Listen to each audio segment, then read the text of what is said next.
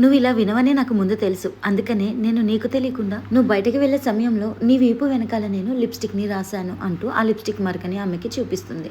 నాకు చాలా బాగా తెలుసు నువ్వు ఫ్రెండ్స్ ని కలవడానికి వెళ్ళడం లేదు, మాకు తెలియకుండా నీ బాయ్ ఫ్రెండ్ యొక్క ఫ్రెండ్ ని కలవడానికి వెళ్తున్నావని. అలాగే నువ్వు అతన్ని హక్ కూడా చేసుకుంటావు, ఎందుకంటే నీకు కాబోయే వాడి తర్వాత అతని ఫ్రెండే కదా నీకు మొత్తం అని అంటుంది. ఇంకా చెప్పు, సైలెంట్ గా ఎందుకున్నావని అడుగుతుంది. ఈ అమ్మాయి చాలా భయపడుతుంది. ఇంకా ఇతనితో కూడా అంటుంది, నీకు ఈ లిప్స్టిక్ డ్రామా ఏంటో అర్థం కావటం లేదు కదా, ఆ విషయం నేను చెప్తాను అంటూ నువ్వు ఎప్పుడైతే ఆమెని హక్ చేసుకున్నావో ఆమె వీపున ఉన్న లిప్స్టిక్ నీ చేతికి అంటిందని అతని చేయిని తీసి చూపిస్తుంది. ఇలా అసలు నిజం బయటపడిందని చెప్తుంది. అసలు ఏం జరిగిందంటే పార్క్ లో వెయిట్ చేస్తున్న అతని దగ్గరికి ఈమె వెళ్తుంది. ఈ విధంగా చేయి వేసినప్పుడు లిప్స్టిక్ అంటుతుంది. ఇలా దొంగచాటుగా ఎన్ని రోజులు కలుసుకుంటాము అని ఇతను అడుగుతాడు. అందుకేమే జస్ట్ కొన్ని రోజులు ఓపిక పట్టు, నేను అతనితో ఎందుకున్నానో నీకు తెలుసు కదా, ముందైతే అతనితో నా పెళ్లి జరగనివ్వు, ఆ తర్వాత ప్రాపర్టీని నా పేరు మీద రాపించుకున్నాక నిన్ను పెళ్లి చేసుకుంటానని చెప్తుంది. నెక్స్ట్ పార్ట్ కోసం వీడియోకి లైక్ చేసి సబ్స్క్రైబ్ చేసుకోండి.